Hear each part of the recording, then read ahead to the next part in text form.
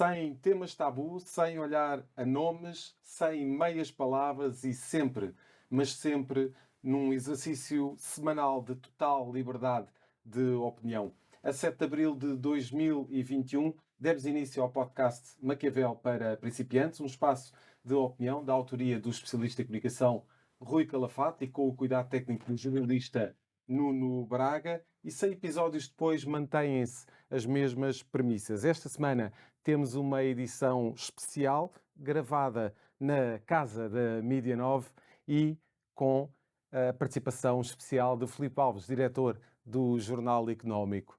Muito obrigado. Este é, de facto, um episódio especial, Rui. Episódio de Maquiavel para Principiantes. Começámos aqui a 7 de abril de 2021. Portanto, temos aqui 2 anos de programas, 2 anos de um programa que foi sempre feito à distância, num eixo muito interessante: Sesimbra, Lisboa, Mafra e Braga. Portanto, passando aqui por vários destinos, todos ótimos para visitar e para se estar. E Rui, de facto, temos aqui um espaço de liberdade de opinião e neste episódio 100 teríamos que marcar essa característica. Bem, José Carlos, mais uma vez um prazer. Estamos no episódio 100. Há 100 semanas que estou contigo e especialmente com o Nuno Braga, jornalista e que nos acompanha aqui na parte do som, também edição de som. E hoje especialmente com a pessoa que me deu a possibilidade de estar aqui convosco e ser colunista também do Jornal Económico, que é o meu amigo e diretor do Jornal Económico e grande jornalista e homem de futuro do jornalismo, que é o Filipe Alves. Portanto, tenho muito gosto, mas quero começar. É um dia, de facto, feliz para mim, para o Jornal Económico, para quem nos ouve também, que gosta, mas quero dizer que é um dia sempre pesaroso, porque, e quero começar desta maneira, eu gostava mesmo que o programa hoje corresse mesmo muito bem, porque eu quero dedicar à memória do Nuno Miguel Silva, um colega vosso, e que foi quando eu comecei a trabalhar em 1995 e era estagiário no Jornal Semanário. Ele era meu colega no Semanário, já na economia, eu na política, e o Nuno Miguel Silva foi das pessoas que mais me ajudou e mais me deu força e amparo. E era uma pessoa que era, para lá de ser um excelente jornalista, e depois o Filipe com certeza dirá o que tem a dizer, era, acima de tudo, apesar de ter um ar difícil, quem o conhecesse, ainda por cima, em 1995 tinha assim um ar pesado, mas que era uma pessoa com um excelente coração, de uma enorme generosidade, um excelente ser humano, e tenho muita pena que durante este podcast, durante estas 100 edições, eu tenha perdido o Nuno Miguel Silva e outro colaborador e colunista de grande categoria do Jornal Económico, que era o Fernando Sobral, que chegou a ser aqui convidado, e portanto foram 2 pessoas, o Fernando uma pessoa muito meu amigo, e o Nuno meu amigo, mas estava mais distante, mas depois ainda trabalhei várias vezes com ele, até com peças que ele fez aqui de interesse para o Jornal Económico, e sempre impecável comigo, e portanto é um gosto e quero que corra bem para todos que nos estão a ver e a ouvir, que seja um bom episódio em memória também do Nuno Miguel Silva. Filipe, mais bom dia, José e Rui, agradeço o convite para estar aqui hoje convosco. Os governos... Neste início... mas o mérito do Rui Calafate... Mas o mérito é vosso, o mérito é vosso e a ideia surgiu numa conversa que tivemos na altura. Mas o mérito é vosso. Foram 100 programas. Os governos normalmente, quando chegam ao 100º dia, faz-se uma pequena avaliação. E acho que isso até tem a ver com os 100 dias de Napoleão. Sim. Os 100 dias de Napoleão não acabaram muito bem, mas no caso do vosso 100º programa, eu acho que tem sido um crescendo de qualidade e de afirmação deste espaço.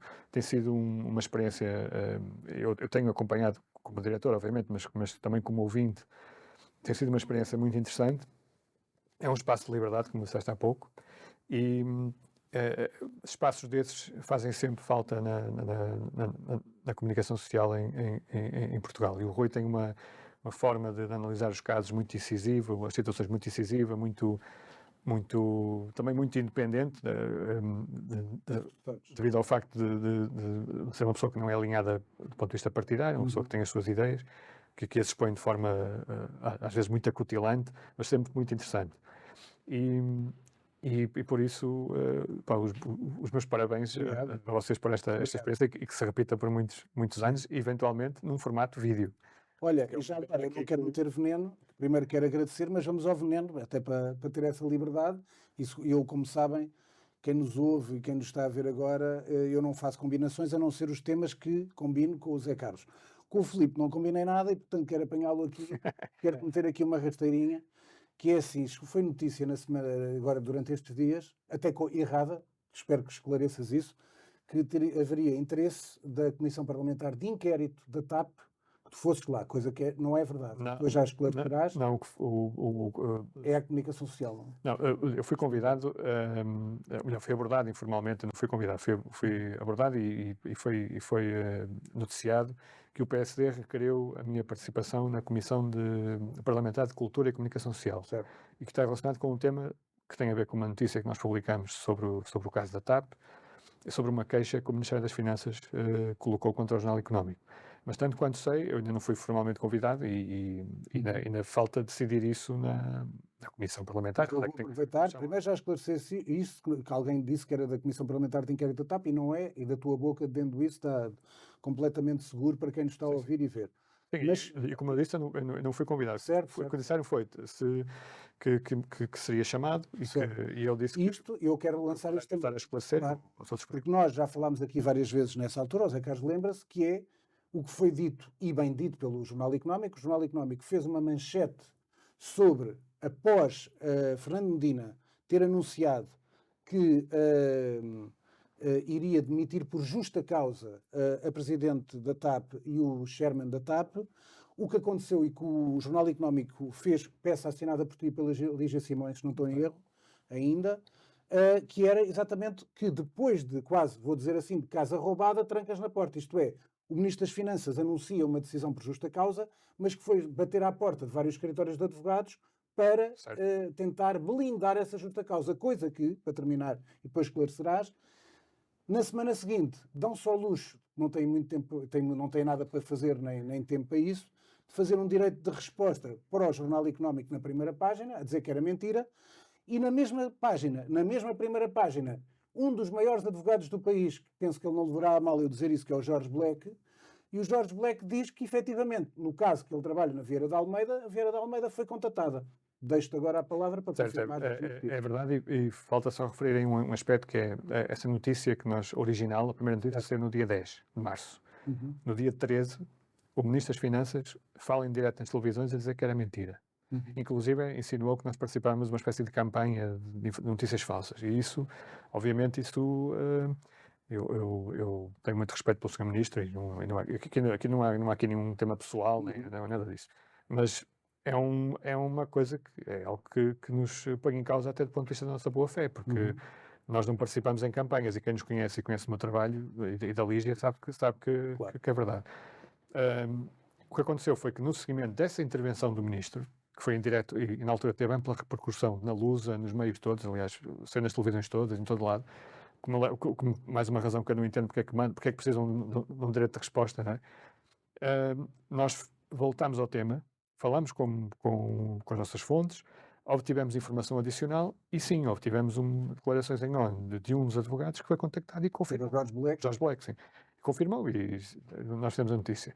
E acho que toda esta situação podia ter sido evitada se o Ministério das Finanças tivesse agido com toda a transparência na altura e obviamente se eles não tivessem feito a demissão da CEO em público, ainda sem terem o processo fundamentado.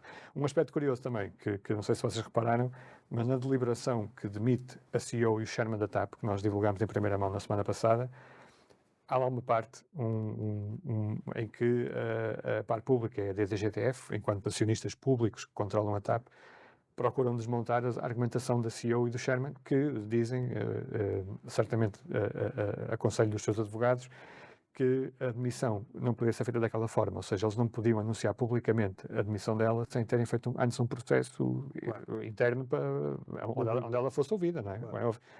Nessa deliberação, e isto é curioso, a parte pública e a DGTF sustentam que esse anúncio público não foi uma decisão final. Ou seja, há aqui andam para trás. Mas, no fundo, tudo isto mostra que, de facto, o processo foi feito em cima do joelho e que a nossa notícia estava correta. Certo. E a haver alguma falha, mas não é nossa, é que, de facto, aquele anúncio não pode ser sustentado. Não estava sustentado. Certo. Muito bem. E esta é uma semana em que se comemorou o 25 de Abril, no Parlamento, nas ruas, como é natural. Este ano marcado aqui pela visita de Lula da Silva, que digamos que foi colocado naturalmente nas cerimónias de celebração do 25 de Abril. Quero saber também como é que viram estas celebrações, o que é que poderia ter corrido melhor neste período. O que eu acho é que a figura cimeira do 25 de Abril é o próprio 25 de Abril. Portanto, o 25 de Abril, a cerimónia foi quase incomodada por transformarmos Portugal quase num microcosmos do que é o Brasil. Isto é, o Brasil é uma sociedade extremamente polarizada, de 50 e poucos por cento que gostam de Lula e de quase 50% que odeiam Lula. E vimos esse espetáculo depois na cerimónia, primeiro antes da cerimónia oficial de 25 de Abril, com protestos que são horríveis e ficam mal na fotografia porque houve 2 protestos. A Iniciativa Liberal saiu da sala e os outros fizeram banzé. O Chega fez banzé, decidiram fazer daquela maneira. Tem direito de fazer. Agora também fica muito mal na fotografia Augusto Santos Silva aproveitar-se do Chega para se tentar guindar a paladino da democracia contra o Chega e a partir dali ser candidato pelo PS à presidência da República. Acho que ficaram todos mal, quando eu digo todos, Chega e Presidente da Assembleia da República nessa fase inicial. Depois antes de passar ao Filipe, relativamente à cerimónia do 25, acho que Lula depois tentou moderar aquilo que disse. Já iremos falar de Lula, aliás, as sugestões são sobre coisas de Lula. Mas, acima de tudo, acho que a cerimónia, depois do resto, acho que houve bons discursos de esquerda e direita, com os seus estilos habituais. Acho que houve recados duríssimos do Presidente da Assembleia da República sobre Marcelo Rebelo de Sousa, quando fala do império do instantâneo e do momento sobre o tempo da política. E acho que, efetivamente, como disse ontem, noutro fórum, acho que, ao fim e ao cabo, uma coisa é o barulho que se faz antes da sessão. Na sessão pública, é aquilo que eu costumo dizer, é uma máxima que eu criei, uma coisa é aquilo que os políticos acham e o que as pessoas sentem. E a pessoa mais eficaz depois naquele discurso todo, separando as águas de Marcelo Rebelo de Sousa e de Augusto Santos Silva, o discurso mais eficaz foi André Ventura. E sobretudo e aí se percebe a sondagem que depois falaremos, que é, de facto, André Ventura neste momento é tido para as pessoas como o líder da oposição. Porquê? Porque ainda a seguir a ele, fala com todo o respeito, que o Filipe conhece-o perfeitamente, o Joaquim Miranda Sarmento, que de facto é um professor catedrático de grande categoria, uma pessoa extremamente simpática, mas que para líder parlamentar não dá mais do que aquilo. Portanto, sente-se logo o efeito quando fala André Ventura, porque o discurso de Miranda Sarmento, dito de outra maneira, com media training, tinha outro impacto. Ele não dá mais do que aquilo. Portanto, foi bastante útil para a democracia, foi honroso para a democracia a cerimónia, marcada pelas quesílias com Lula, que acho que deviam ser evitadas. Que é preciso ter em conta que quem visitou Portugal foi o Presidente do Brasil e não a figura A, B ou C. E eu digo isto, quer fosse o Bolsonaro a visitar, é indiferente. O Brasil e Portugal são países irmãos, verdadeiramente irmãos. Aliás, não é por acaso que até a Constituição do Brasil tem uma cláusula que diz que o português tem os mesmos direitos que o brasileiro. Porquê? Porque Portugal e o Brasil nascem de um só país que existia na altura, que era o Reino Unido de Portugal, Brasil e Algarves, e que, no fundo, o Brasil é uma continuação desse Estado, tal como nós, o Portugal, a República Portuguesa. E fora isso, há todo um conjunto às vezes até mais do que os próprios brasileiros gostam de admitir, mas há um conjunto de semelhanças, formas de estar, a forma como as pessoas convivem, a gastronomia, as festas populares, tudo está muito... Brasil e Portugal não são estrangeiros entre si. E quando vem cá o Presidente do Brasil, eu acho que nós temos de ter o sentido de Estado, de perceber que é o Presidente do Brasil que está cá, não é o Lula ou o Bolsonaro, ou seja quem for, é o Presidente do Brasil. E ali, essa pessoa tem que ser respeitada. Ainda por cima, porque Lula é uma pessoa que de facto gosta de Portugal. Temos que dizer a verdade. O Bolsonaro seria bem recebido, tinha que ser bem recebido pelo presidente português, apesar de Bolsonaro não ter vindo cá, e também dizermos que houve uma presidente do Brasil que de facto odiava Portugal, sempre odiou, que se chamava Dilma Rousseff. E é uma pessoa que também, não esquecer que Portugal hoje em dia é o país que tem a maior comunidade brasileira. Sem dúvida. Ou seja, 86 mil pessoas cá.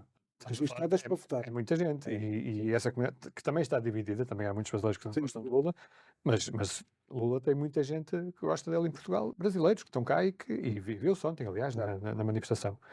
Sobre o resto, eu concordo que o André Ventura tem sido percepcionado como líder da oposição. Eu acho que aí a responsabilidade não será do Joaquim Sarmento, mas sim da forma como Isso sim, claro. o PSD tem andado a reboque do Chega em muitos temas. E acho que queres falar, se quiseres lançar o próximo Sondagem. tema. Sim, que tem a ver com os 50 anos do PS, que foram celebrados imediatamente antes da vinda de Lula e também da questão do 25 de Abril. Que PS é este que celebra 50 anos É que nesta repara altura? que quando foi os 50 anos do PS, tivemos também as sondagens, 2 sondagens de seguida, de Sim. sábado e domingo, do DN e da TSF e Aximage. Ora bem, o que se releva, primeiro vou começar pelas sondagens para depois ir aos 50 anos do PS. Sondagens são muito simples. O PS caiu como nunca e o PSD pela primeira vez aparece um ponto à frente. Só que depois vê-se melhor a sondagem e há um erro de percepção depois do PSD, a meu ver, neste momento, que é, quando tu vês qual é o candidato que lidera, quem é que lidera a oposição, há um gráfico que é completamente claro, que está aqui à minha frente, Sim. que André Ventura 40% e Luís Montenegro 23%. Ora bem, nos cálculos, quando se fala da dissolução da Assembleia da República, e um dos motivos porque Marcelo não dissolve a Assembleia da República, é porque não tem garantias que saia um bom governo e mais estável do que este que lá está. Exato. Porque a verdade é esta, se nós soubéssemos assim, que na sondagem, olha, se o PS for sair do poder e se houver eleições, o PSD vai ganhar, o primeiro-ministro é Luís Montenegro e o país está todo a esfregar as mãos de contente. É mentira. Portanto, não há uma solução ainda. A alternativa é sempre porque um partido de poder está sempre preparado para ser poder. O PSD é um partido de poder. Agora, o líder é que ainda não está. E na cabeça das pessoas, na percepção das pessoas, muito menos. E por isso é que André Ventura está à frente como líder da oposição. Agora, não foi à toa que quando Luís Montenegro foi a Belém, foi convocado como líder da oposição. E agora, repara, e para entrar no PS, para passar ao Filipe, o PS está neste momento 50 anos, foram muito importantes para a história da democracia, grandes figuras, não só a questão de Mário Soares, Salgado Zenha, Tito Moraes, António Macedo, pessoas que as pessoas já muitas se esqueceram, mas não esquecer do seguinte também. O momento é difícil e neste momento sentiu-se nesta semana que houve o objetivo do PS voltar ao controle da política, usando também, como é óbvio, a festa dos 50 anos, mas já antes tivemos, no mesmo dia, um bom exemplo, na SIC Notícias estava a ministra Ana Mendes Godinho a dar entrevista, não me lembro quem era o pivô, e na CNN, à mesma hora, estava Zé Luís Carneiro com a Cristina Reina a dar uma entrevista. O que é que eu quero dizer com isto? Reparem nos dois protagonistas que eu disse. São dois protagonistas que não estão ligados em nada à TAP. E porquê? Portanto, o governo, como eu disse sempre, tu sabes, e foi 2 artigos que eu escrevi no Jornal Económico, a TAP é o Vietnã deste governo. É um rolo compressor que continuará, e esse é que é o grande problema do PS, é que se festeja aos 50 anos, só que a Comissão Parlamentar de Inquérito vai durar até julho. E como vai durar até julho, como nós sabemos pelo regimento da Assembleia, os últimos a serem chamados são os que estão no poder. Portanto, serão Fernando Medina e João Galamba. E antes deles, ainda temos o Pedro Fernando Nuno Santos. Esse é que é o problema. Portanto, Exatamente. o PS está a fechar 50 anos, mas o rolo compressor da TAP vai-se continuar a fazer sentir, por muito que haja combate político, que o Primeiro-Ministro esteja a sentir-se forte e a voltar para o combate, mas a TAP, é um enorme berbicacho. É um enorme berbicacho e repara que o PS celebrou 50 anos fechado no pavilhão Rosa Mota, cercado por manifestantes, ou seja, tens um divórcio entre o PS e, enquanto partido de poder e uma grande camada da população. E isso não acontecia há 30 ou 40 anos. Aliás, tu mencionaste isso no artigo, que o PS antigamente era um partido verdadeiramente popular. Certo. Atraía as massas, atraía as pessoas, as forças vivas das cidades, das localidades. Hoje em dia, o PS é visto como um partido de poder cada vez mais isolado numa Torre de Marfim e depois com este caso da TAP, de facto, que é uma tragédia para António Costa. E António Costa bem pode dizer que os portugueses não querem saber disso, mas quando os portugueses começam a fazer contas, se pensares que são 3,2 mil milhões de euros, que até pode ser mais, sim. Por um exemplo, já viram quantas casas se podia construir com esse dinheiro? Pelas minhas contas, anda à volta de 60 mil. Sim. É verdade. Já ia resolver. Os aumentos dos professores, os aumentos, ou seja, dos médicos. Nós temos os serviços públicos completamente a desfazerem-se. Estamos numa situação gravíssima. Os tribunais não funcionam. as urgências não funcionam, as unidades de neonatologia não funcionam. Uma pessoa tem um problema de saúde, tem que ir ao privado, quem pode, não é? Uhum. E depois temos um governo que distribui esmolas Boa dose. pelas suas E agora clientelas as eleitorais. pensões até acima daquilo que Só que isto previa. resulta até certo ponto. E vai chegar a um ponto em que começa a ser insustentável. Rui, vamos falar de Susana Peralta, da economista Susana Peralta. Tens aqui uma nota para dar relativamente. Tu escolhes sempre os temas mais polémicos. Bom, epá, é assim, como quem nos ouve, aqui vamos no programa 100, e há, sinceramente, eu gosto de dizer algumas coisas, e às vezes há figurinhas em Portugal que são projetadas para lá do seu talento, e sobretudo do conhecimento da vida real. Susana Peralta é uma senhora que não tenho nada, não a conheço sequer, nunca falei, o Filipe poderá, se a conhece ou não, depois dirá, que é uma senhora que foi muito celebrada, deu uma entrevista ao jornal IA durante a pandemia, onde dizia que a burguesia do teletrabalho tinha que pagar mais impostos. E na semana passada deu mais uma entrevista à Visão, passado este tempo, a dizer que tinha que haver mais impostos sobre heranças e doações. Portanto, a regra desta senhora, que é tipicamente de esquerda, clara, só não vê quem não quer, é impostos. Portanto, ainda esta semana nós tivemos António Costa a dizer que o PSD, quando governa, tira impostos e tira aos pensionistas. É verdade, no tempo de Passos Coelho e da Troika, tirou a muitos pensionistas e reformados. Eu gosto de dizer isso porque é verdade. Mas esta senhora, que é tida como uma grande economista, disse essa alarvidade da burguesia do teletrabalho. E na semana a seguir estava a ser convidada para comentadora da RTP, que tem tido audiências absolutamente abaixo de medíocres, que somos todos nós que pagamos. E só para vos dar um dado, não sei se acompanhas tanto, eu cada vez mais gosto de acompanhar audiências, gráficos de audiência e tal. Ainda agora mostrei a vocês, ontem a cerimónia do 25 de Abril, a CNN arrasou até a CMTV, SIC, então, e então a RTP3 nem aparece no baralho. Agora, eu vou só dar estes números lá para quem nos está a ver e a ouvir. Na semana passada, todos os dias, quero dizer, desculpa dar-te esta notícia porque vocês têm um programa e tu tens o jogo económico na Bola TV. Bola TV tem dias e dias de 0,0, que é uma tristeza.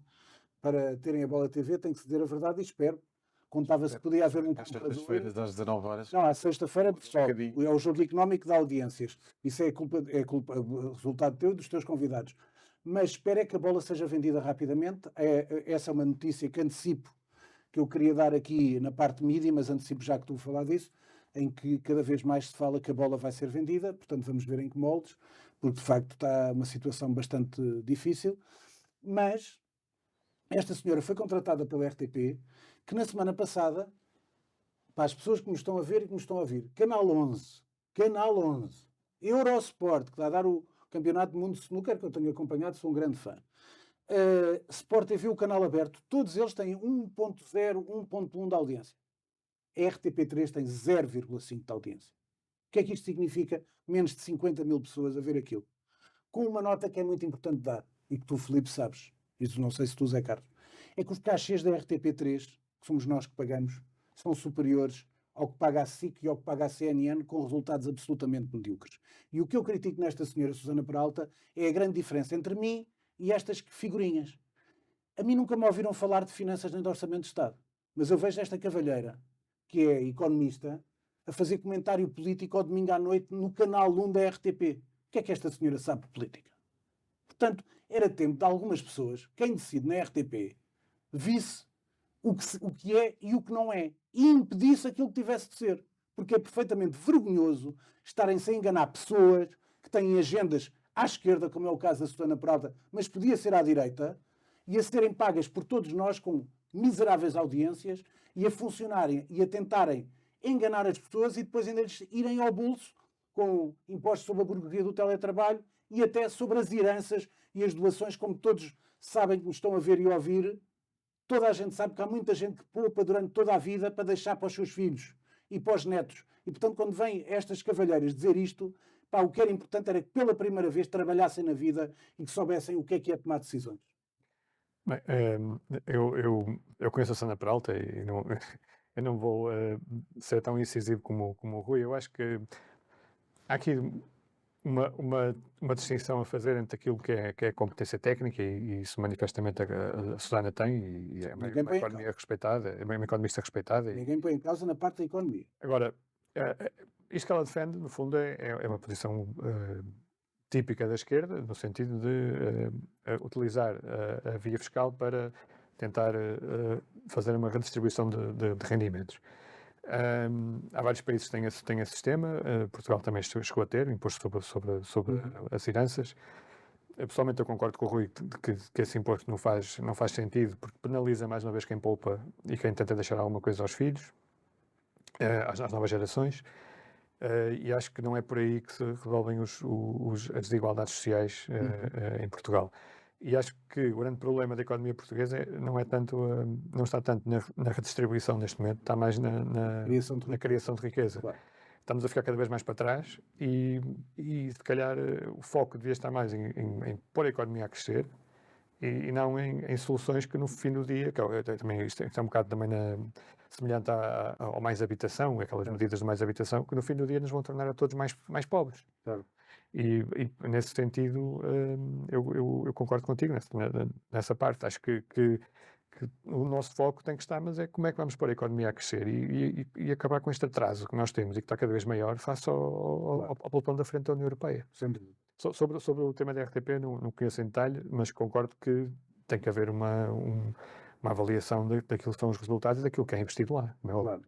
Depois da TAP ter voltado aos lucros em 2022, 5 anos consecutivos depois de 5 anos consecutivos de prejuízos, tivemos também a CP a apresentar resultados agora recentemente, 8 milhões de euros de lucro em 2022, a primeira vez que a empresa chega aos lucros. Eu não quero tirar muito tempo com este tema, só dizer o seguinte, duas coisas. Primeiro, a CP é uma empresa que me toca muito, porque a minha mãe e o meu avô trabalharam lá. Nunca em cargos de gestão, nem nada disso, portanto não era nenhuma elite da CP, pelo contrário, pessoas humildes. E portanto, quero dizer que, pensa nisto, Filipe, e pensa tu, Zé, quem nos está a ver e quem nos está a ouvir. Se não houvesse TAP, Pedro Nuno Santos, se calhar, estava no governo, agora era o maior, estava num pedestal depois destes números. Se não tivessem, portanto, que é o pecado original, é a nacionalização da TAP, não tinha havido este problema todo. Havia outras companhias que prestavam aquele serviço. Exatamente, e portanto, se não houvesse TAP, o governo António Costa não tinha tido problemas, tinha com certeza alguns casos e casinhos, algumas incompetências da Secretária de Estado da Agricultura, do Miguel Alves, etc. Mas se calhar, se não houvesse TAP, se calhar Pedro Nuno Santos era uma estrela fantástica e com isto da CP era cada vez mais o sucessor de António Costa. Portanto, como eu digo, CP, o Vietnã, não o Vaticano, como eu estava a dizer, não era nada santo, o Vietnã do governo, portanto, mais uma vez, portanto, não quero demorar muito tempo com isto, da CP. Eu acho que há aqui um aspecto que é a CP, de facto, é a primeira vez que dá lucro e é um marco importante e mostra que, de facto, mesmo num setor como o transporte ferroviário, é possível fazer uma boa gestão. Mas, de facto, em relação à TAP, uma grande diferença essencial é que sem CP, como é que seria um país sem a CP? Sem dúvida. Sim. Estamos tramados, como é que fazíamos? Agora, sem TAP, a TAP não é... Já agora, para as pessoas também conhecerem, porque és um homem que és de Braga. Sou de Viana do Castelo. Viana do Castelo, mas depois que estudei em Braga, tens uma grande ligação com Braga, sendo Viana do Castelo. Sim, durante muitos anos usei o Alfa. Usavas o Alfa. O Alfa, sim. Portanto, é isso que eu estou a dizer. E o que nós temos hoje em dia é um serviço que está constantemente a ser paralisado por causa das greves. Isto insere-se, obviamente, numa tendência de conflituosidade social muito grande que não se restringe só à CP. Mas tem havido muitos problemas no serviço. Agora, a CP, de facto, é uma empresa que é estrutural para o país, que é importantíssima, que diria mesmo que é essencial para que haja coesão a nível territorial. E se calhar precisa mesmo de mais investimento, não só a CP, mas também a Infraestruturas de Portugal e a Refer precisam de uma maior aposta, e para isso é que o dinheiro dos contribuintes devia servir, e não para empresas em dificuldades e que nunca vão sair daí. Não é? Entretanto, Portugal vai pedir mais tempo e mais dinheiro para Bruxelas. Isto tem a ver com o plano de recuperação e resiliência. Como visto, eu escolhi um Está tudo relacionado com as grandes obras que já passaram o prazo e deviam ser com exceção da Susana Peralta, que foste tu que escolher. O resto escolhi temas já a pensar até aqui no Filipe, que te pode, de facto, até explicar e enriquecer, como está a fazer até agora, estas questões. Eu tinha aqui mais duas coisas que vou já tratar das duas. Eu despacho para o Filipe poder com o seu conhecimento, que é um homem da economia e, portanto, sabe bastante deste assunto. Primeiro é isto, é que, de facto, o governo está sentado em cima de um maná de milhões. Portanto, temos 2 manás de milhões, que se não fosse a TAP, era a base da política do governo. Um é as folgas orçamentais e outro é os milhões da bazuca do PRR, que agora pedem mais tempo para dar com eficácia. Segundo, depois pegas nos 2 temas. O outro, do lado das poupanças, que é um tema que tenho falado aqui com abundância, é a questão dos certificados da Forro. Ora bem, o que eu deixo para tu refletires e concluires daquilo que eu estou a dizer, este mês, segundo os dados que eu estou aqui a ler à minha frente, as subscrições de certificados da Forro no global foram 9,3 mil milhões. Mas este mês foram 3,1 milhões. Ora bem, a pergunta que eu deixo é, o dinheiro não estava por baixo da cama, não estava debaixo do colchão. Está a ser tirado de onde? Ora bem, o que é que está aqui a funcionar mal? A banca. Porquê é que está a funcionar a banca? E depois tu dirás. Funciona mal no sentido em que, se está tanto dinheiro a sair, eu no outro dia tive um contacto com um dos bancos com quem eu trabalho, e eu perguntei-lhe, olha, como é que está aí o efeito disto aqui, deste coisa? Olha, está aqui um bocado, não vou dizer qual é o banco para não prejudicar, é um bocado complicado para nós e tal, então, mas e como é que vocês estão a dar em termos de taxas de juro, de taxas de poupança, como é que vocês estão de contas a prazo, como é que isso está? Estamos aqui muito baixo, estamos com 0,3, 0,4, apesar de eu saber que já há bancos que já estão a 2%, com 50 mil euros, no mínimo 50 mil euros, já estão nos 2%. Mas as pessoas e os bancos... Assim como a inflação de claro, não é nada. 10%. Agora, o que as pessoas sentem é que, de facto, ouvem que isto está a correr bem. Foi hoje anunciado, ou ontem, que os certificados da Forro vão continuar a pagar estas taxas de 3,5% até 2025. Exatamente. E, portanto, vão sair cada vez mais as pessoas. Eu, no outro dia, tive um amigo meu que não é tão sabedor destas coisas. Olha lá, tu tens certificados da Forro, eu tenho muitos do passado.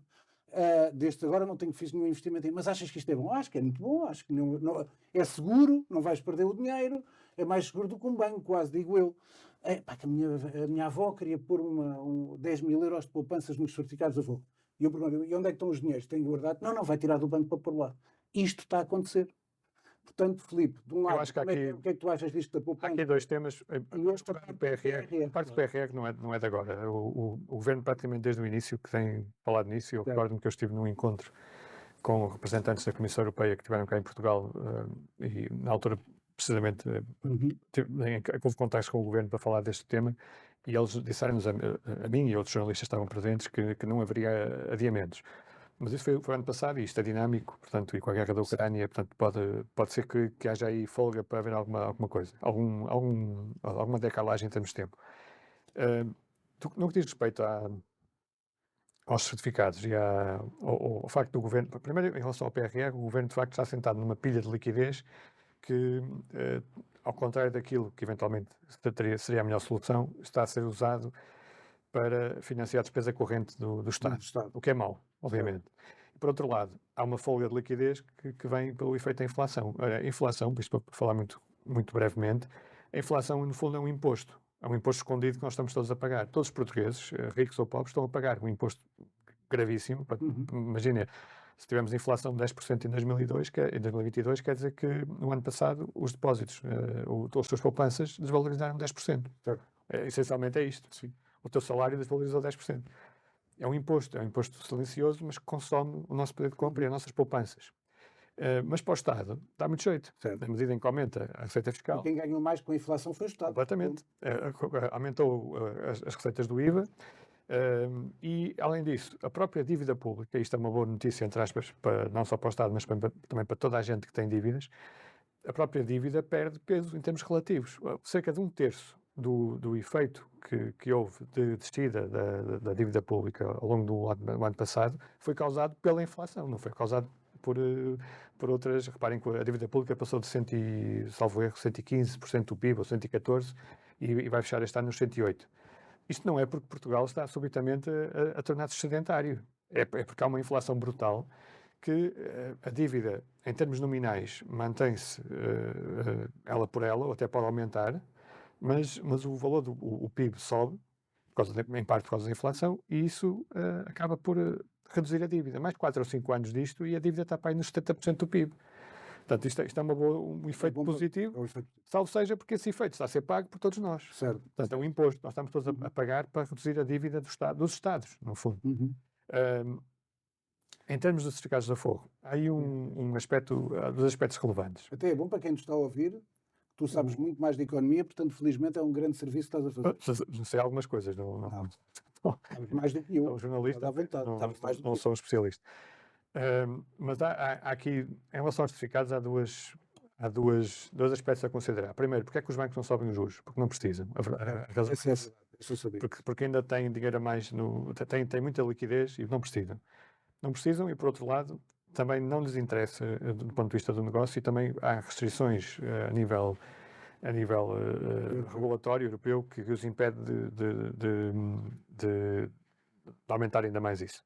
Agora, há um aspecto interessante aqui que é porque é que o Estado, ou seja, se os bancos pagam 0,2 ou 0,1 ou 1%, ou seja o que for, porque é que o Estado está a pagar 4%? Isto é uma questão que ainda ninguém respondeu. Sim. A minha análise, a minha explicação que eu encontro para isso é que, do ponto de vista estratégico, para o Estado português, interessa muito mais ter a dívida em mãos nacionais do que em mãos estrangeiras. Porque num cenário extremo, é muito mais fácil chegar a um entendimento com os credores internos. Eu não estou a dizer que vai acontecer aqui um bailout, não é nada disso.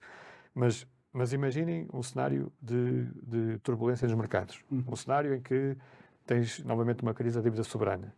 É muito melhor estar numa posição em que a maior parte da nossa dívida está em mãos nacionais, seja na mão dos bancos, seja na mão dos... ou da Segurança Social, também que tem muita dívida portuguesa lá, do que externamente. Por exemplo, há dois exemplos internacionais, que é a Itália e o Japão, são países que têm dívidas altíssimas, mas que quase está 100%, quase praticamente 100% em mãos locais. Portanto, eles têm uma capacidade muito maior de negociação com credores e conseguem aguentar-se muito melhor. E a explicação que eu encontro, a única explicação lógica que eu encontro para isto, é que o Estado está a fazer isto de forma estratégica no sentido de aumentar a posse, a percentagem de dívida que está em mãos portuguesas. E isso em si não é mau. Eu acho que É positivo. é positivo. Muito bem. Bem, E de facto vamos fechar aqui os temas nacionais grande tema. com José Sócrates, que foi curiosamente tema na primeira Foi. edição do Maquiavel Verdade. para principiantes, e esta semana soube-se que é provável que, através do Expresso, que José Sócrates não vai ser à partida julgado por falsificação. Esses crimes à partida vão prescrever a partir de 2024. Estamos a gravar hoje, quarta-feira, para quem nos está a ouvir, porque costumamos dizer isto, estamos a gravar hoje, quarta-feira de manhã, dia 26. E hoje a capa do Correio da Manhã é José Sócrates a passear o cão, julgo que na Ericeira, perto das tuas terras, José Carlos, e significa que continua a passear o cão. E vou dizer a terceira vez. E, portanto, está José Sócrates a passear o cão.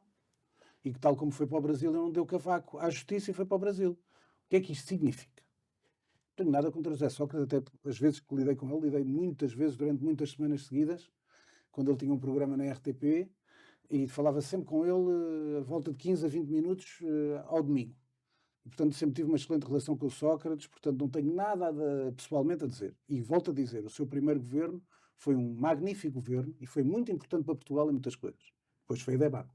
Sobretudo estas questões que ele nunca se conseguiu ver livre delas. Mas tenho que dizer duas coisas. Uma, eu continuo sem saber. Uma coisa é a nossa percepção, outra coisa depois são os factos. É que não podes acusar sem depois, de facto, chegar às conclusões. E o problema, e esse é que é o problema, Sócrates não será julgado por crimes de falsificação. Porque podem prescrever. Só deixa a colação só chama a colação e a reflexão depois das pessoas. Se isto acontece, é mais um pilar do Estado, que as pessoas continuam a desconfiar de qual é a sua vertente e qual é a sua força no seu trabalho, que é a justiça. Porque andamos há 10 anos com isto e nunca mais se chega a ponto nenhum, tal como Sócrates, como outras pessoas ligadas à banca, à gestão e etc. Mas o caso da EDP? E, portanto, o caso da EDP, quer dizer, toda a gente sabe, aliás, já falei, isso aí conheço também o António Mexia há muitos anos, desde 2003, eu fui sempre dos primeiros a chamar a atenção sobre o fenómeno António Mexia. Tenho muita consciência disso. Conheço muitas coisas, às vezes não posso dizer, porque o Filipe tem uma frase que vou dizer para as pessoas que nos estão a ver e ouvir. Qualquer pessoa, até o simpático cameraman que está ali à nossa frente, pode fazer notícias. O problema é se as notícias são falsas. Isso não as pode provar. Portanto, isso não é uma notícia. É uma coisa qualquer. É um boato. Isto é um boato. Nós temos muitas histórias. O Filipe sabe mais histórias do que eu. Eu sei histórias de trás para a frente de António Mexia, muitas histórias. Mas tinha que as provar. Porque eu não posso dizer que qualquer coisa qualquer, que eu fui comprar aquela mala, a minha mala, quando eu trago aqui os coisas e os livros, fui comprar à biblioteca, fui comprar à Almedina e uma pessoa dizer, não, este gajo comprou na Bertrand. Portanto, as coisas têm que ser provadas. E, portanto, ele falou do caso EDP, quer dizer, a gente não sabe o que se passa com o António Mexia, sabemos que está muito bem. E o Manuel Pinho? Manuel Pinho continua aí, sabemos que o António Mexia... Mas é uma situação para os próprios... Não, é só para terminar. O grande problema disto depois é que, para lá da quebra de confiança no pilar, que é a justiça, depois cresce também o populismo. Porque ontem, como vocês viram, na Assembleia da República e fora dela, era lugar de ladrão é na prisão, Lula. E os cartazes era Lula agarrado a José Sócrates. Quem é que está a falhar? A justiça. Para bem ou para mal. Sendo ele inocente ou culpado, está a falhar, neste caso, como falhou no outro. Claro que uma justiça que demora 12 ou 15 anos. O caso do Manuel Pinho está a 12. 12 anos. Em que lançam a dúvida sobre aquela pessoa. Colocam a sua vida em suspenso, no fundo. Quer as pessoas sejam culpadas ou inocentes, têm direito a que esses casos não se eternizem. Que haja um desfecho, não é? Os próprios culpados têm direito a isso. Claro. Tu não podes castigar uma pessoa durante o resto da vida, ficar ali com uma espada de Damocles em cima da cabeça eternamente. Eu acho que o próprio José Sócrates devia ser o primeiro interessado a que este caso da falsificação, estas acusações de falsificação fossem julgadas. Claro. Agora, acho que, e concordo com o Rui, é o tipo de situação que alimenta um descrédito na justiça e no próprio sistema democrático. Claro. E alimenta teorias da conspiração. Sim. Muito bem. Passamos para os temas internacionais e vamos falar aqui da China em duas vertentes muito interessantes. Uma mais visível. É para a surpresa para o Filipe. Uma mais visível que tem a ver com o facto da China querer colocar-se aqui no papel de mediadora em termos daquilo que são os vários palcos mundiais, até porque há aqui um interesse económico muito forte. Mas a nossa análise estende-se até Hollywood, não é, Rui? Essa é a segunda parte que isso, Filipe, não sei se viu isso. E nem é porque não vem em jornal português, que isso é uma das penas que eu tenho, que às vezes há notícias que não... Só que eu leio muita coisa lá fora também. Eu sei, vou ler, mas não sei se viste isto, já vamos lá. Primeiro é isso, de facto, é o objetivo da China, de facto, ainda ontem alguém dizia, já não sei quem, um analista internacional, que só há uma potência capaz de mudar o estado das coisas no mundo. E essa potência é a China, não é os Estados Unidos. Aliás, a pergunta da semana, ainda é de surpresa, tem a ver com isto que eu depois irei dizer. Depois, aqui a questão é que, de facto, a China está a atuar na Ucrânia, quer se queira, quer não, foram à China, já nesta fase, na mesma semana, na mesma altura, Ursula von der Leyen e Macron. É, de facto, a China que pode fazer alguma coisa, sem dúvida, mas está a atuar no Sudão, na Coreia, no Iémen, tudo o que são focos.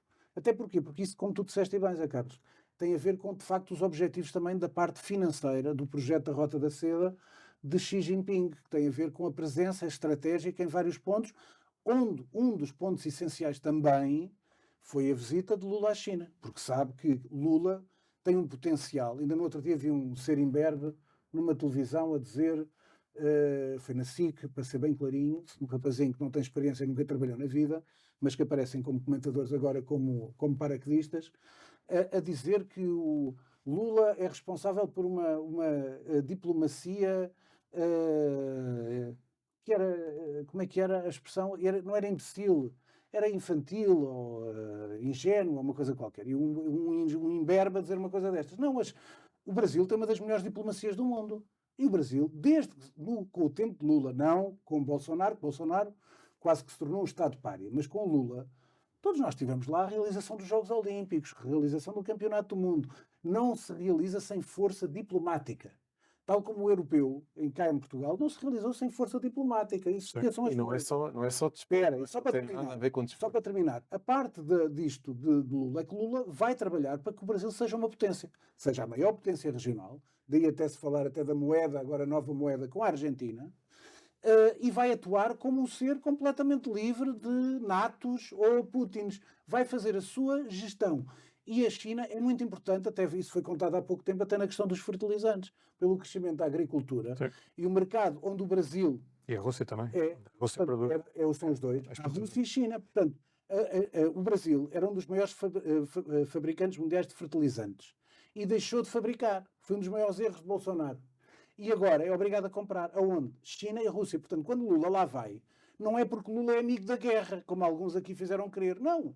O Brasil está a fazer a sua diplomacia económica e está a marcar o seu tempo. Tal como na grande esfera em Portugal, quando Lula foi presidente, houve negócio dos brasileiros em Portugal, em Angola, em Cabo Verde, em São Tomé, e é isso que Lula vai fazer. Portanto, o que a China faz é marcar o seu terreno e posicionar-se estrategicamente no mundo, usando esses casos da guerra. Para terminar, essa é a surpresa, é de facto uma notícia do El Mundo, fica aqui, tu podes espreitar, que é a Hollywood vendida à China.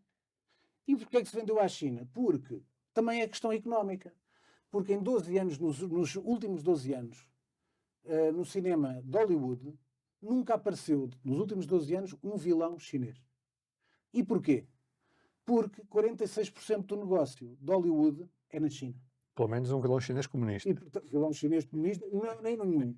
E, portanto, 46% do negócio de Hollywood é o mercado chinês. E, portanto, quando o Hollywood faz algumas... Não é por terem comprado estúdios, não é por estarem agora com o TikTok. É um mercado gigante. É um mercado gigante. E, portanto, Hollywood é consumido lá. E, portanto, tiraram... E fazem versões editadas para colocar na China. Pronto, Mas em relação muito rapidamente, em relação à China, isso é do El Mundo. concordo com vocês. A questão aqui é que nós, pela primeira vez em 200 anos, se vocês pensarem nisto, a maior potência, melhor, a grande potência que está interessada no livre comércio e na globalização É a China. não é um país democrático ocidental nem de economia de mercado, é a China. E porquê? Porque nos últimos anos o Ocidente entendeu que era necessário reverter, e também não só, também houve questões, a guerra, a pandemia, etc., também contribuiu, obviamente, mas já antes disso tudo, já havia, e viu-se isso com a eleição de Trump, já havia a intenção de reverter, ou seja, durante anos a globalização foi num certo sentido, e passou-se capital, passou-se know-how para a China e para outros países, obviamente. E a certa altura houve a noção por parte das elites ocidentais que era preciso meter um travão nisto. E o que nós vimos com essa mudança estratégica por parte dos Estados Unidos, no tempo de Trump, depois com a pandemia, depois com a guerra, é que estamos a assistir à ascensão de um mundo dividido em blocos económicos, em grandes blocos. Os Estados Unidos e a Europa de um lado, a Rússia, a China do outro, e depois países como o Brasil, que, como estavas a dizer bem, têm a sua própria estratégia, os seus próprios interesses, e ainda a respeito do Brasil, repara que já Bolsonaro se aproximou de Putin. Não foi só Foi Bolsonaro, o primeiro a aproximar-se. Isto permite, porque os interesses estratégicos do Brasil sempre foram ser uma grande potência da América Latina, a maior potência da América Latina, relativamente independente dos Estados Unidos e com trocas com o resto do mundo. E o que nós vemos agora de facto, é um mundo dividido em grandes blocos económicos, e a China continua a ser aquele país que tem interesse no livre comércio, embora seja um país comunista, embora seja uma ditadura, tem interesse que haja trocas comerciais, e daí intervirem no Iémen, daí intervirem no Sudão. Porquê? Porque eles querem que esse processo de globalização não seja interrompido. Claro. Agora, veremos se com a crescente rivalidade com os Estados Unidos e com o risco até mesmo de uma guerra, se isso vai continuar. Na minha opinião, eu acho que vamos assistir nos próximos anos vai ser, de facto, uma mudança no perfil da globalização, em que a China vai perder terreno. Eu não estou muito otimista em relação ao potencial da economia chinesa, porque acho que aquilo tem problemas graves escondidos. Há um sistema bancário paralelo que ninguém sabe exatamente quanto é que vale e como é que funciona. Há problemas graves no mercado imobiliário. A China está agora a cometer alguns erros que a Europa cometeu no passado, nomeadamente através de investimento público para tentar fazer crescer a economia. Há um problema demográfico muito grande. Quando se fala, nesta semana, a Índia ultrapassou a China. As projeções das Nações Unidas apontam para que no final deste século, talvez até antes, a população da China seja mais ou menos a da Europa. Portanto, estamos a falar de uma queda, vai para metade. Portanto, vai ficar ali à volta dos 600, 700 milhões. Isto significa que o futuro não vai ser chinês, à partida. E com taxas de crescimento da economia mais baixas. Mais baixas, sim. Que se habituou.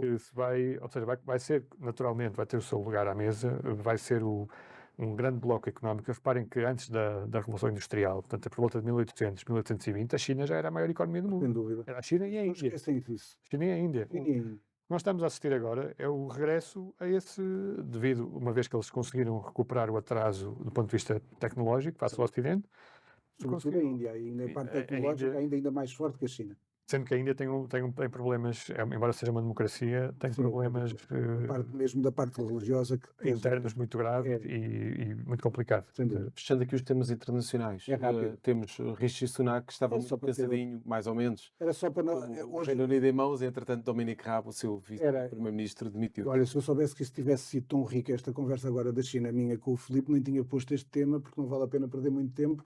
Foi um ministro de enorme confiança de Rishi Sunak que sai por assédio, por bullying. Mas é um tema interessante. E portanto é a terceira crise de Rishi Sunak em pouco tempo. Qual é o problema? Passa-se em Inglaterra um bocadinho o que se passa em Portugal. Porque o Keir Starmer, que é o líder do Partido Trabalhista, também se perguntarem às pessoas não morrem de amores pela possível alternativa. E, portanto, não se esqueçam que o Keir Starmer já passou pelo Sunak, pela Theresa May e pelo Boris Johnson. E, portanto, não se consegue afirmar. Portanto, o Partido Trabalhista, sendo o que é, portanto, e em Inglaterra há um bipartidarismo claro, não vai haver uma terceira força ali a invadir, é impossível quase. Já quase conseguiram com os liberais-democratas, mas não mais do que isso.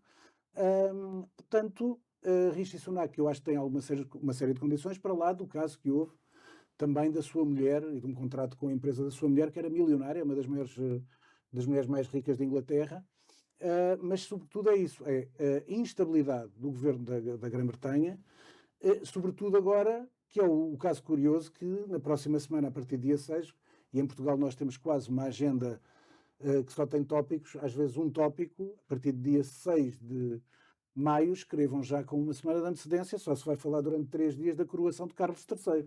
Já nem vai haver campeonato de futebol. Nem TAP, nem nada. Nem TAP, nem campeonato de futebol, já nem o Benfica. Mas isto também é interessante porque mostra que estes temas do bullying e da forma como as pessoas se comportam são cada vez mais relevantes. E as novas gerações são muito menos tolerantes com isso do que antigamente.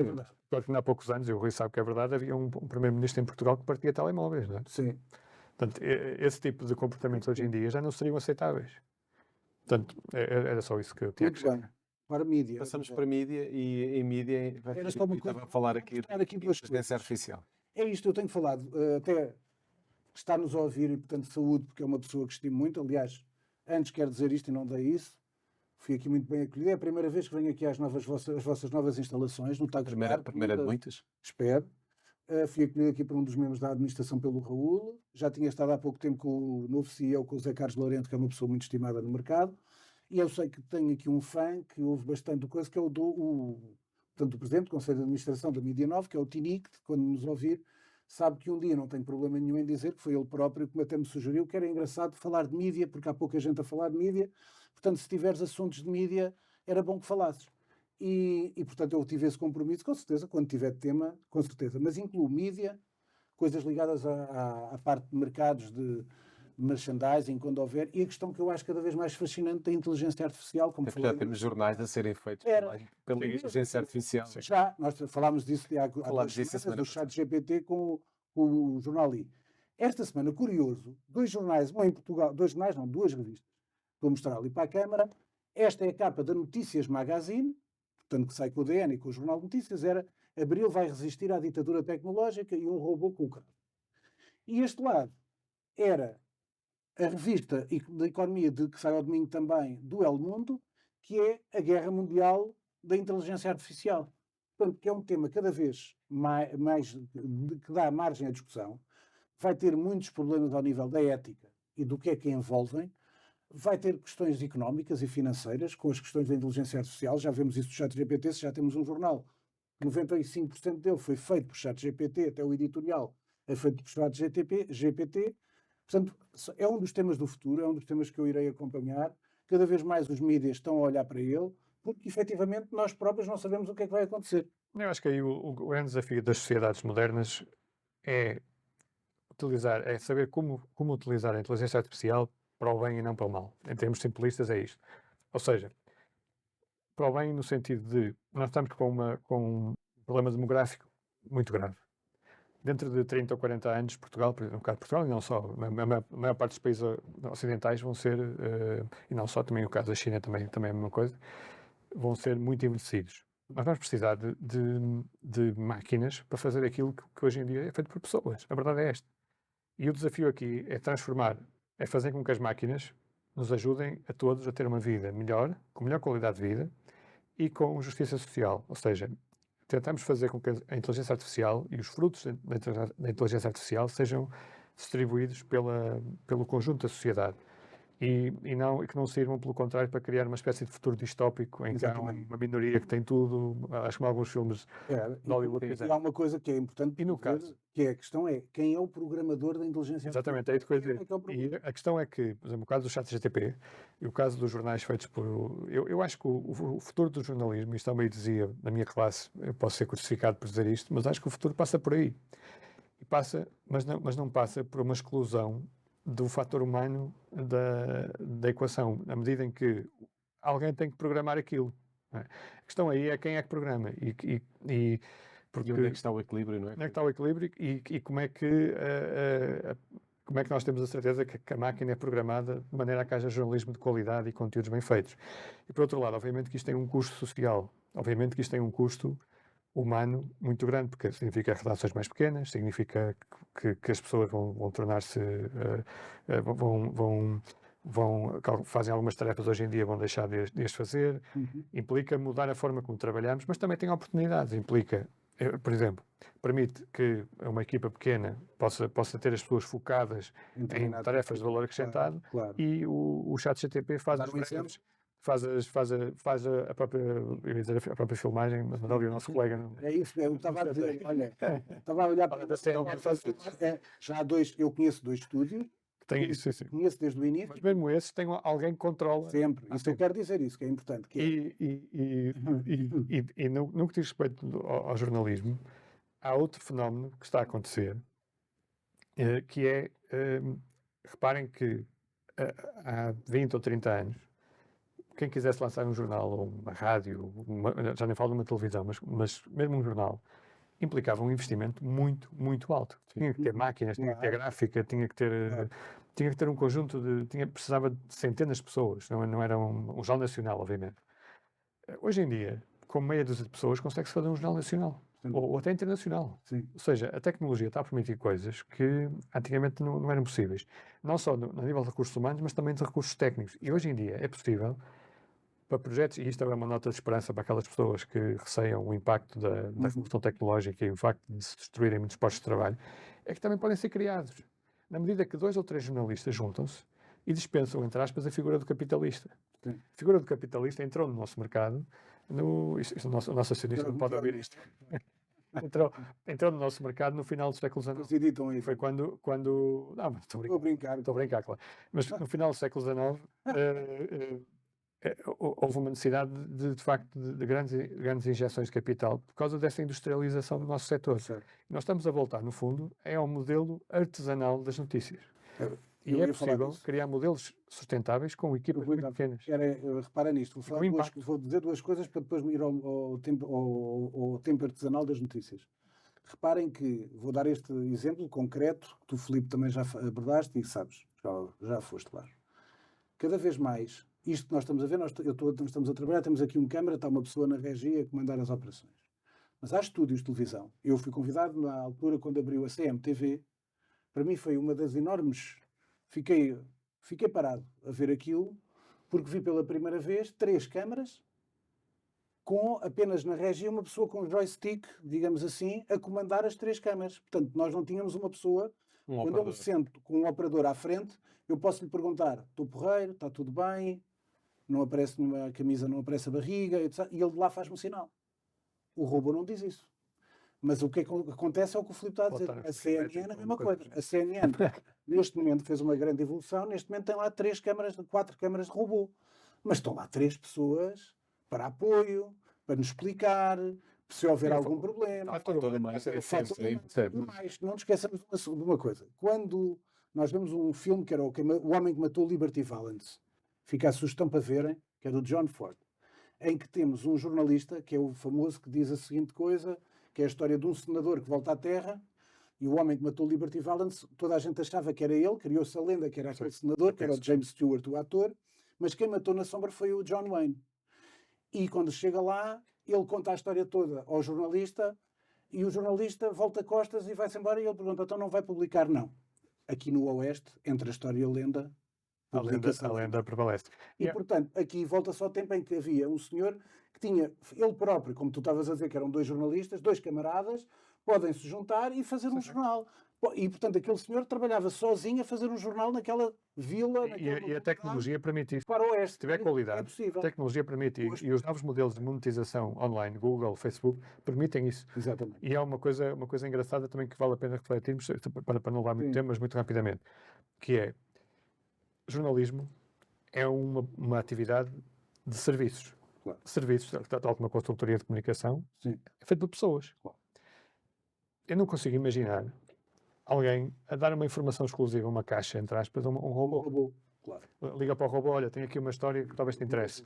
O robô responde. Como é que o robô gera isso, não é? Ou seja, as pessoas vão sempre fazer falta. Claro. E há que ter esperança nisso. Olha, por falar em pessoas, Passamos então sugestões. às nossas sugestões culturais. Então eu vou começar por grandes pessoas. Na capa desta semana, do Etc., que é o suplemento do Jornal Económico, numa entrevista feita pela Ana Pina, que é provavelmente das pessoas que mais matura aqui nesta casa, porque é para ela que eu mando o artigo para o Jornal Económico e ela que vê se está tudo ok, mando para ela. Disseste matura ou miniatura? Miniatura.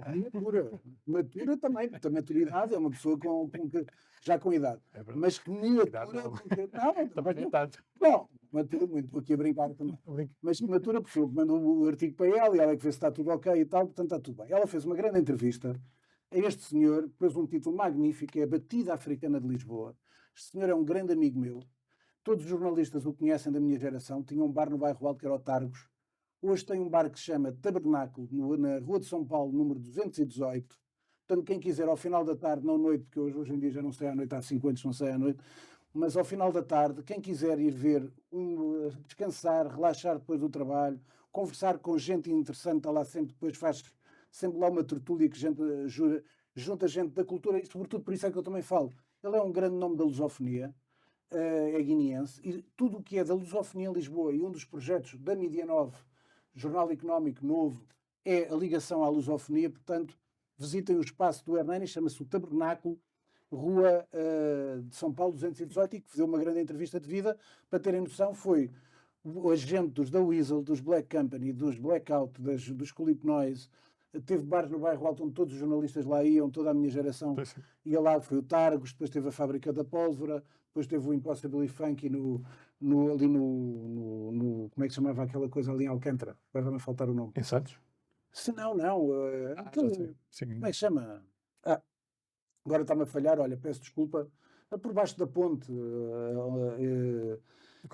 No qual? No Calvário, em Alcântara. Não, por trás do Calvário, sim. Como é que se chama? Onde está agora? Agora tu. Onde estava o LX Factory agora? LX Factory, peço desculpa. Então estava-me a vir, ainda bem que estás cá tu. LX Factory. Fica lá ao lado mesmo. Tu moras ali ao lado, moras em Alcântara. Portanto, que agora tem o Tabernáculo, portanto ficam convidados para visitar. Rui, só antes de terminar, uma coisa que há bocado me esqueci de mencionar, que foi o falecimento do Nuno Miguel Silva. Diz. O Nuno, pronto, além do meu colega, era meu amigo, e por isso... Peço desculpa, porque ele colaborava com o etc. E, portanto, sim, ele escrevia, ele além de jornalista, tinha espaço de opinião, etc. O Nuno era um grande profissional, era meu amigo também há muitos anos, grande amigo. E estava doente já há bastante tempo, infelizmente. Mas acho que é uma homenagem muito justa. Acho que ele era um grande profissional nas suas áreas. Ele cobria desde infraestruturas até transportes. Sim. Ele fazia tudo. Vinho, tremendo. distribuição, hotelaria. As notícias que fiz com ele foi de transportes. Transportes. Eu cheguei a assistir a discussões entre ele e engenheiros técnicos da CP sobre a potência dos motores das locomotivas, mas em que ele discutia em nível de igualdade com eles, com propriedade.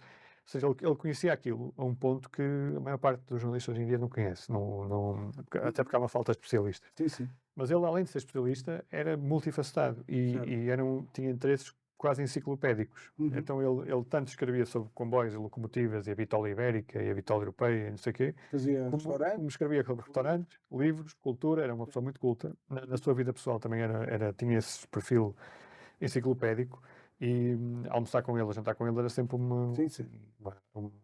uma experiência Sem dúvida. interessante por causa disso, porque dava Sem para refletir e para falar de coisas. Uma grande saudade. Vai fazer muita falta. Era meu companheiro de carteira e vai fazer muita falta. E tinha uma coisa também que era níveis. mítico no nosso setor, toda a gente conhecia, que era o matraquear dele a teclar.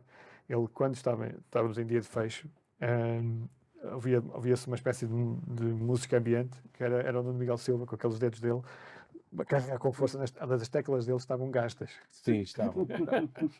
Eu estava ali mesmo ao lado, mas para mim aquilo já era música, não é? Já não era. Trabalhou com ele. Isto não é diferente. Tens mais sugestões culturais Eu estava a dizer, portanto, eu depois para nós? quero dar aqui uma nota, portanto, os parabéns, de facto, pelo Prémio Camões que foi recebido agora pelo Chico Buarque, não só pela música do autor, mas quero entrar antes das sugestões. Eu não vou dar, eu só trouxe, como estou aqui no estúdio, não trago muitas coisas, mas quero começar pelo seguinte: esta notícia em 2022, que é uma notícia perfeitamente aviltante para mim. Em 2022, 58,1% dos portugueses não leram um único livro. Bem, portanto, não leram um único livro. 58% dos portugueses. Eu sei que todos podem ter outros gostos, passear com os animais, ver reality shows e tal. Epá, mas não lerem um livro. E depois, tenho a certeza disso, é que desses 58%, são aqueles mais sábios que vêm às redes sociais comentar nos morais dos outros, achando que sabem tudo e nada, não sabem rigorosamente nada. E eu não gostava, sinceramente, de viver num país de ignorantes. É uma das coisas que eu gostava, já tenho uma idade já avançada e quero também dar uma novidade, e essa ninguém sabe, vou dar esta novidade em primeira mão. Eu, desde há um tempo, às vezes tu ouves-me, e quem nos ouve, que estou em Sesimbra. E depois há pessoas que pensam, bem, está em Sesimbra, tem uma vida fantástica, tem essa possibilidade de ir para Sesimbra, poder trabalhar, fazer reuniões e calls com empresas com quem eu trabalho, por telefone, e explico a todas as pessoas que estou em Sesimbra. Mas também por um motivo, é que eu estou a escrever um livro. Portanto, é a primeira vez que digo publicamente, estou a escrever um livro, espero entregá-lo em maio. A editora, fui convidado pela editora Leia, que é uma das maiores editoras do país, a Porto Editora e a Leia, e assinei contrato com a Leia para 5 anos. Fui convidado o ano passado, não disse nada a ninguém. Depois tive vários no segundo semestre do ano passado, tive um segundo semestre bastante mau, e comecei verdadeiramente a escrever ali por volta de final de fevereiro. E, portanto, agora termino estes 10 dias últimos não consegui. Este fim de semana vou para Sesimbra para escrever mais. Portanto, espero que gostem. Vai ser de política, para não haver nada, não é de romance, nem nada disso. Vai ser um livro de política, vai ser, eu acho, um livro útil para quem gosta de política, mas não só. Porque vai ser um livro que vai meter cultura, vai meter cinema, vai meter séries.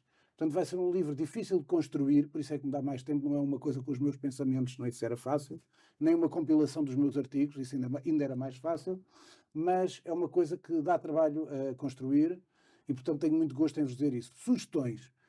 Séries, acabei de ver ontem o 8º episódio da 3ª temporada, já tinha falado do Mandalorian, que está no Disney Plus, que acho que é uma série fabulosa, das 3 temporadas.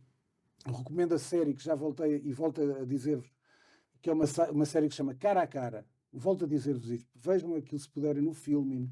Gastam muito dinheiro em muitas coisas. Olha, sugestão, tenho a certeza que quem nos ouve, todos leem, graças a Deus. Mas se houver alguém que não leia um livro, que seja um dos 58%, pelo menos que gaste ali 6 euros por mês, uma ou duas plataformas, compra Filmin, por exemplo. Tem uma série que é o Cara a Cara, que é dinamarquesa, 2 temporadas, episódios de 30 minutos, série absolutamente deslumbrante, com os melhores atores da Dinamarca. Os livros que eu trouxe eram um à parte e depois 2 relacionados com o Lula. O livro que eu trouxe aqui, que eu já tinha falado, chama-se Puedo Prometer e Prometo. Espanhol, do senhor Fernando Ónega, que trabalhou com esta figura que vem na imagem, Adolfo Suárez. Quem é Adolfo Suárez? Adolfo Suárez é para mim era o pai da democracia espanhola. Da democracia espanhola. Foi o homem que foi o primeiro líder da democracia espanhola pós-Franco. Tinha uma coisa, tinha um partido que já não existe, se chamava UCD.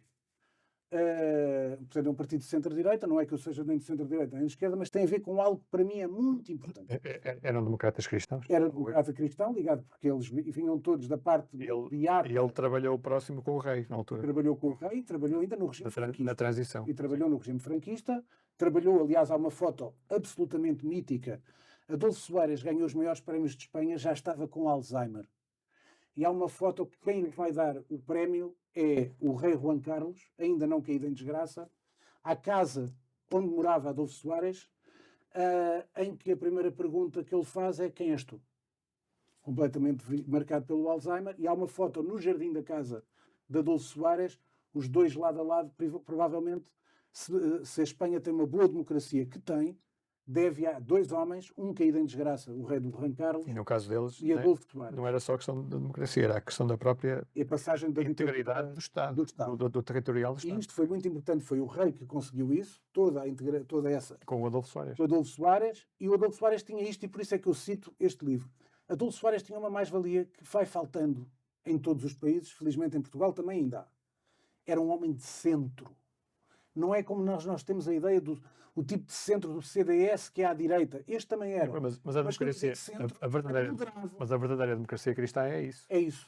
Portanto, E, portanto, é um homem de centro moderado e de racionalidade, que é uma coisa que vai faltando em todo o mundo, por isso é que eu trouxe este livro.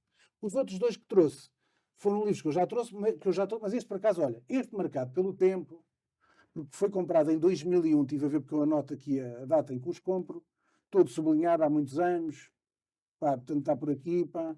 É um livro que eu recomendo a toda a gente. Notícias do Planalto, Mário Sérgio Conti. Isto são duas versões de Lula. Notícias do Planalto conta, é bem escrito, como os brasileiros escrevem, com um ritmo fantástico, como se fosse uma novela, e conta toda a história da campanha eleitoral de Lula da Silva contra Fernando Collor e como a Globo efetivamente influenciou o resultado final e deu a vitória a Fernando Collor, que veio depois sofreu um impeachment e era corrupto e etc. E voltou a ser político. ainda é, acho que E ainda é político. É deputado. E portanto, o que é que acontece aqui? Vou dar um exemplo. Aparecia foto sempre carregada, Lula barbudo, etc., que depois foi aparado quando foi pela primeira vez presidente do Brasil pela campanha do marqueteiro Duda Mendonça com o Lulinha, Paz e Amor, e aparecia Fernando Collor de Mello, moderno, correr, sempre jogging e tal. Havia um problema. É quando ele vinha com o jogging, estavam as câmaras da Globo. Só que ele só corria 3 minutos, porque era cocainómano.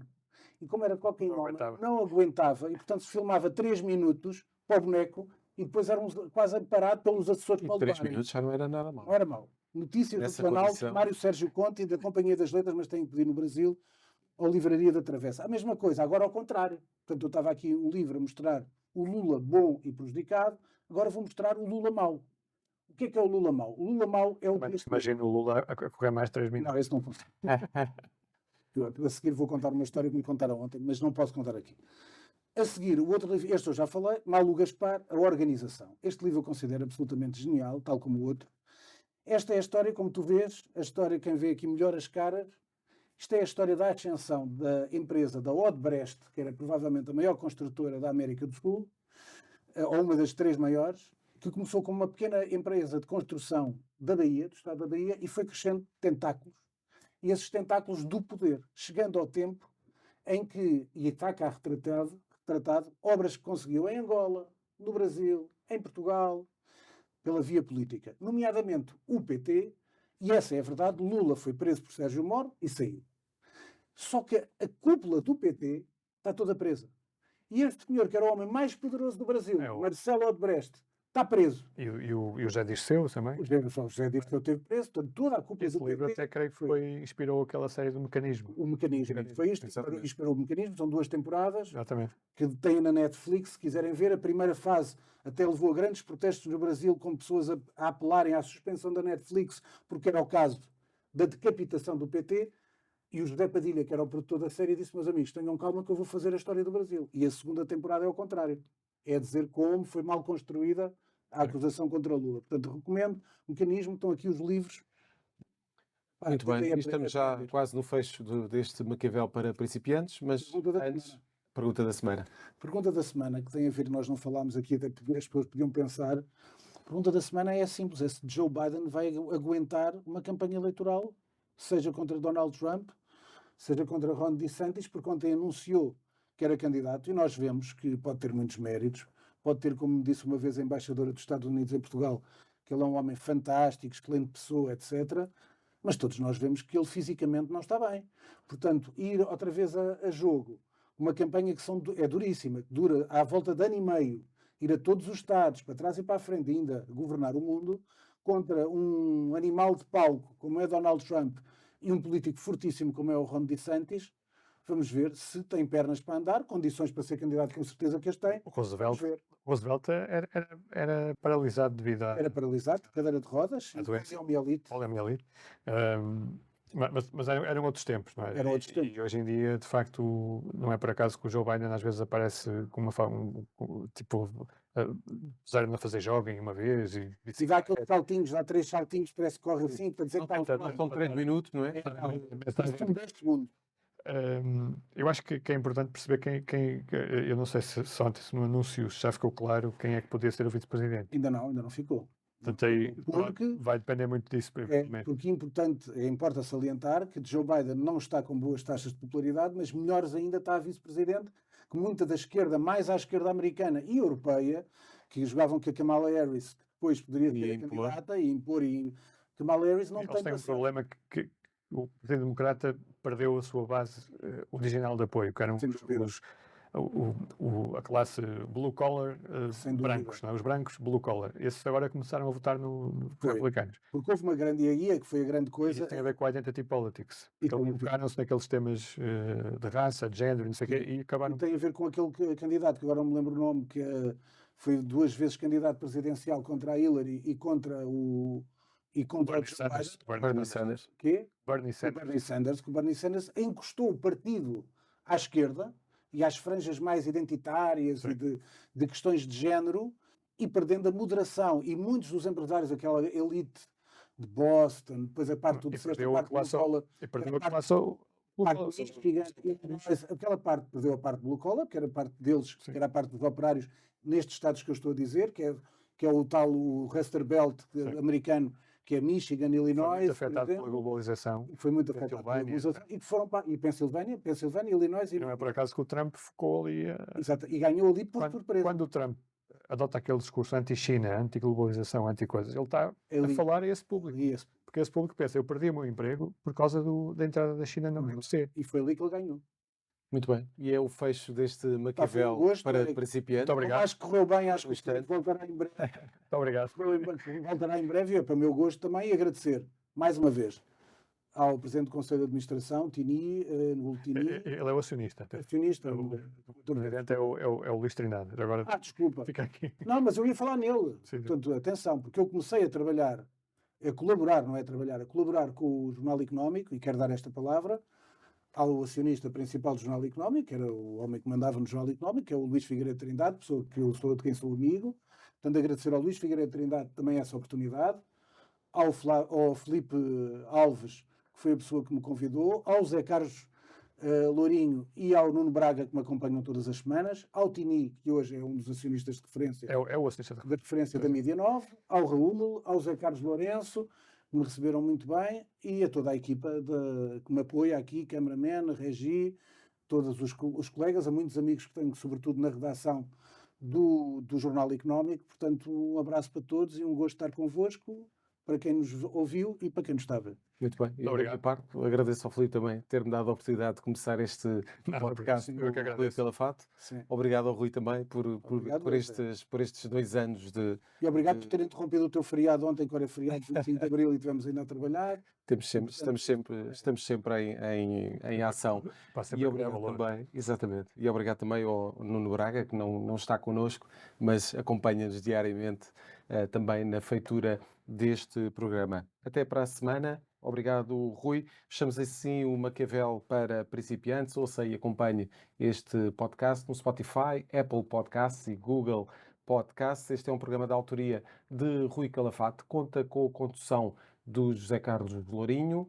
Esta edição terá os cuidados técnicos de Luís Gomes e de Chinara Riana. Para a semana voltaremos a ter o Nuno Braga a fazer o cuidado técnico deste programa, mas a música está sempre a cargo de Casper. Fechamos assim o Maquiavel para principiantes. Obrigado, até para a semana.